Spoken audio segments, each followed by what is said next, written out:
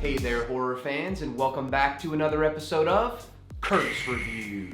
Today we're delving into the meta mindbender that is John Carpenter's In the Mouth of Madness, the third and final installment of what Carpenter refers to as his Apocalypse trilogy, which also includes The Thing and Prince of Darkness. The director aims for madness to embody the foreboding pessimism that he is known for. Having just watched The Thing a few weeks ago, I was super excited to rip right into this one and get warped. Imagine a world where fiction blurs with reality, and the boundaries between the creator and the audience become as hazy as a Lovecraftian nightmare.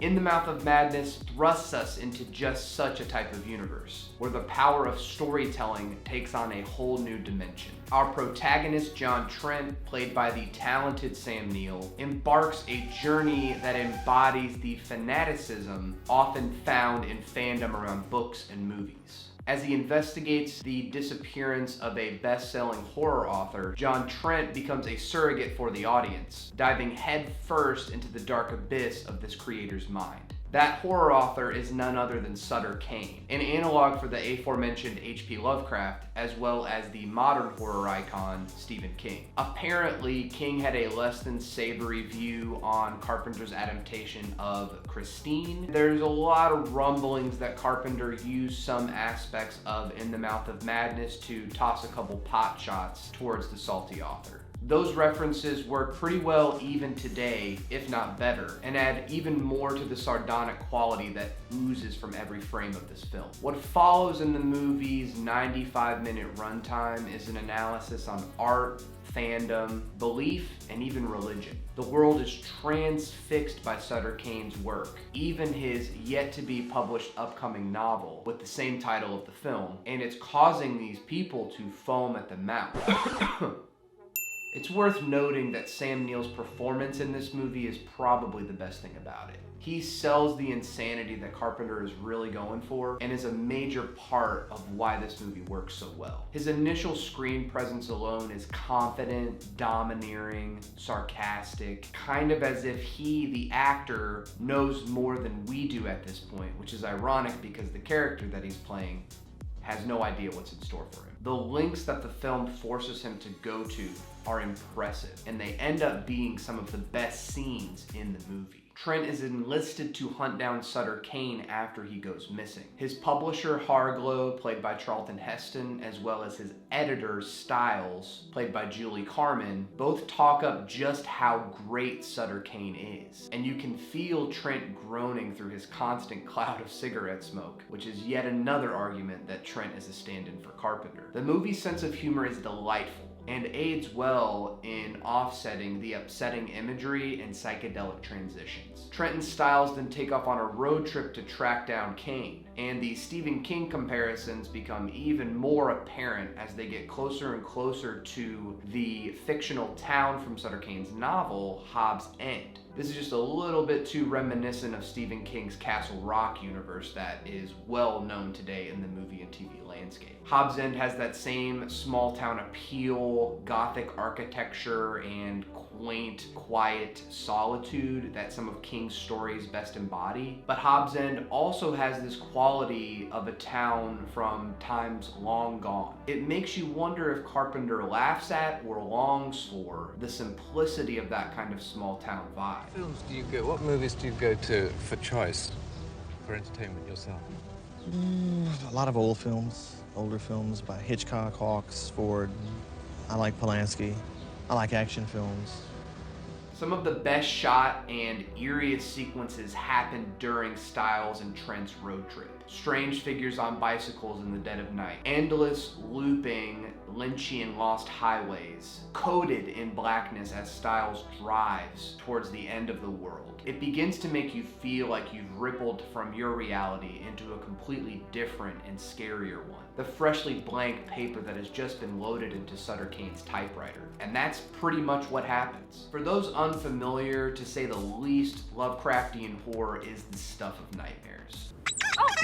Lovecraft's work is also just not very good, at least the portions of it that I've read, and it's hard to enjoy it that because Lovecraft wasn't exactly the best human being. But he did have some pretty mind-bending ideas when it came to horror that people have been able to expand upon and create amazing things from. Besides Alan Moore's Providence and Neonomicon, Carpenter's efforts here are the most inspired take on Lovecraft's material, without being a direct adaptation, and that is to the film's benefit. It has aged incredibly well and holds up with newer movies like Mandy and Color Out of Space. It's quaint horror, with a lot of it happening in jilted, quickly paced segments that work very well in keeping the movie's momentum going. But more importantly, we can see what can happen to a person when an idea takes them over entirely and literally rewrites their reality. The movie is incredible to watch in this post-Trump era we're living in right now, though unfortunately he hasn't quite left the zeitgeist yet. But especially looking at folks like QAnon, conspiracy theorists, and religious fanatics of today. The world of In the Mouth of Madness tears itself apart with violence and vitriol. And it starts to get even more unsettling as we realize that the world we see placed on screen for us by Carpenter and his vision isn't that unlike what's happening in our reality. It's ugly and it's us. Having lived in an age where meta-commentaries and meta-movies had their own kind of film moments, In the Mouth of Madness sometimes feels like a retread of what I've seen done in TV shows like Community and movies like Adaptation or Synecdoche, New York. That impression wore off pretty quickly as I let Carpenter's creepy vision wash over me, which was cemented by Sam Neill's incredible performance happening on screen.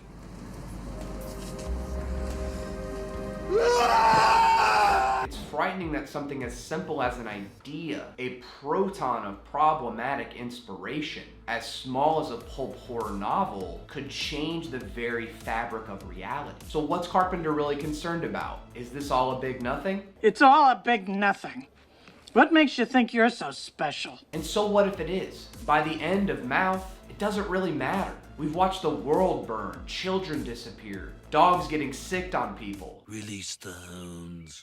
Well, neighbor, I see you've got your running shoes on. And some gruesome, disgusting creatures rupturing through space and time. Might as well grab a Coke and a bag of popcorn to wash down that eldritch horror. The messaging is smart here too. The audience is just as implicit in the making and understanding of the film as the director and crew who make it. Once Sutter Kane releases a book out into the world, it starts to matter less and less what his intended meaning of it was upon its conception. An entire society can take that work and make it something of their own. It's mentioned in the film that people who do read Sutter Kane's fiction start to act differently, more violent and chaotic. This is sold more as passion for something, and less like violence at first.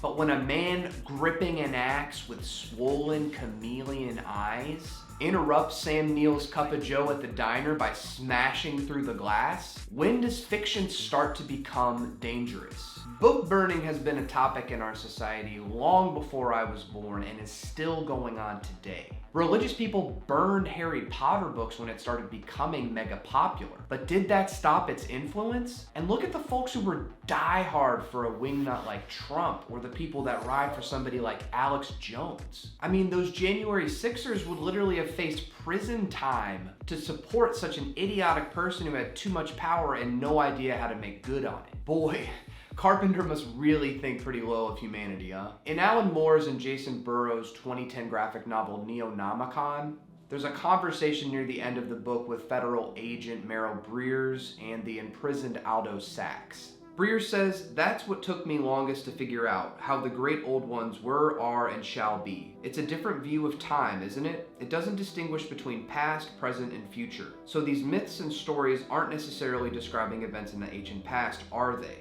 Maybe Lovecraft's whole mythos refers to events in our future. I think you better understand than anybody.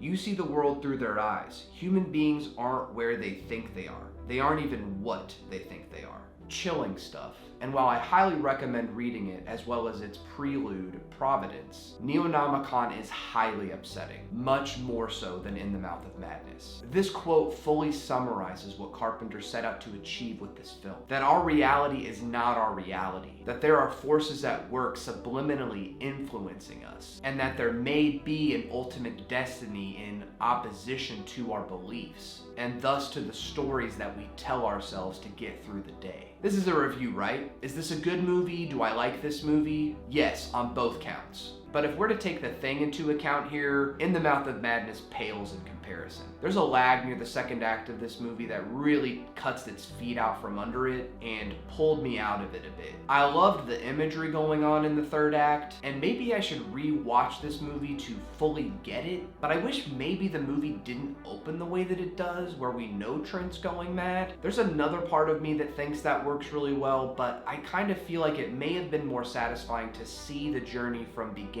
to end. The writing isn't the greatest of the Carpenter films that I've seen, but the ending itself carries the overall theme home well. In the end, I wanted to like it more. It wasn't as creepy as my favorite Carpenter films, but it does happen to include some of my favorite imagery that I've seen in his movies thus far. He really nailed the eldritch terror well, such as the painting scene, and it'd be nice if he ever decided to do a proper Lovecraft adaptation while he's still alive.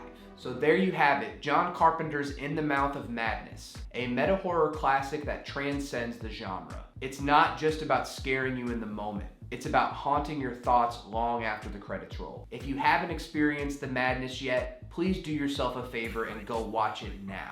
But before you do that, please consider liking and subscribing for more horror deep dives like this one. And let me know your favorite meta horror moments in the comments below. Until next time, stay scary, don't let yourself go too insane, and peace. A reality is just what we tell each other it is. Sane and insane could easily switch places if the insane were to become the majority. You would find yourself locked in a padded cell.